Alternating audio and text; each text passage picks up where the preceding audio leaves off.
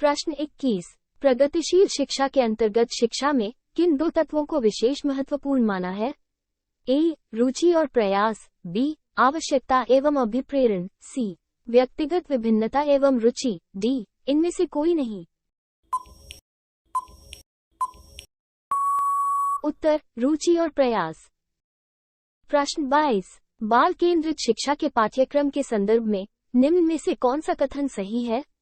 ए. पाठ्यक्रम का विकास व्यक्तिगत विभिन्नताओं, प्रेरणाओं, मूल्यों एवं सीखने के सिद्धांतों के मनोवैज्ञानिक ज्ञान के आधार पर किया जाना चाहिए। बी. पाठ्यक्रम बनाने में शिक्षक ये ध्यान रखता है कि शिक्षार्थी और समाज की क्या आवश्यकताएं हैं और सीखने की कौन सी क्रियाओं से ये आवश्यकताएं सर्वोत्तम रूप से पूर्ण हो सकती हैं। सी.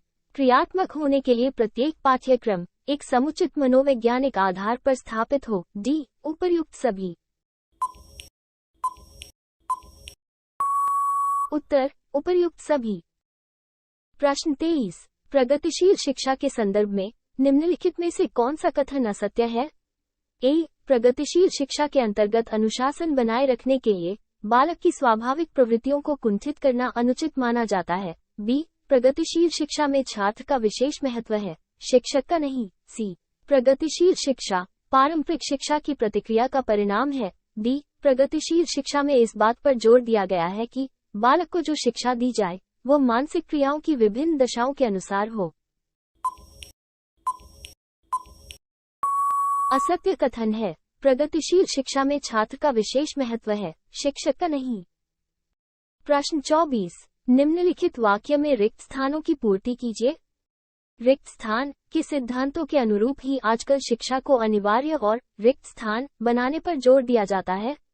ए. प्रगतिशील शिक्षा सार्वभौमिक, बी. सार्वभौमिकता प्रगतिशील, सी. बाल केंद्रित शिक्षा आवश्यक, डी. प्रगतिशीलता निःशुल्क। उत्तर प्रगतिशील शिक्षा सार्वभौमिक। प्रश्न 25। निम्न में से किस मनोवैज्ञानिक द्वारा बाल केंद्रित शिक्षा का समर्थन किया गया? A. B. F. Skinner, B. John Dewey, C. Erikson, D. Charles Darwin. उत्तर जॉन डीवी। प्रश्न 26। बाल मनोविज्ञान का अध्ययन निम्न में से किसके लिए सर्वाधिक आवश्यक है? ए. माध्यमिक शिक्षक के लिए, बी. प्राथमिक शिक्षक के लिए, सी. विश्वविद्यालय के शिक्षक के लिए, डी. उपरोक्त सभी के लिए। उत्तर प्राथमिक शिक्षक के लिए। प्रश्न 27। शिक्षा का अधिकार अधिनियम 2009 के संदर्भ में निम्न में से कौन सा कथन सत्य है? ए. भारत के 6 से 14 वर्ष के आयु वर्ग वाले सभी बच्चों को मुफ्त एवं आधारभूत शिक्षा उपलब्ध कराना अनिवार्य है। बी. इस उद्देश्य की पूर्ति के लिए बच्चों से किसी प्रकार का कोई शुल्क नहीं लिया जाएगा। सी. यदि 6 से अधिक आयु का कोई भी बच्चा किन्हीं कारणों से विद्यालय नहीं जा पाता है तो उसे उसकी आयु के अनुसार उचित कक्षा में प्रवेश दिलाया जाएगा। डी. उपर्युक्त सभी। उत्तर उपर्युक्त सभी। प्रश्न 28। प्रोजेक्ट प्रणाली का प्रयोग निम्न में से किस शिक्षा पद्धति के अंतर्गत किया जाता है? ए. पारंपरिक शिक्षा, बी. प्रगतिशील शिक्षा, सी. वैदिक शिक्षा, डी. उपरोक्त में से कोई नहीं। उत्तर प्रगतिशील शिक्षा।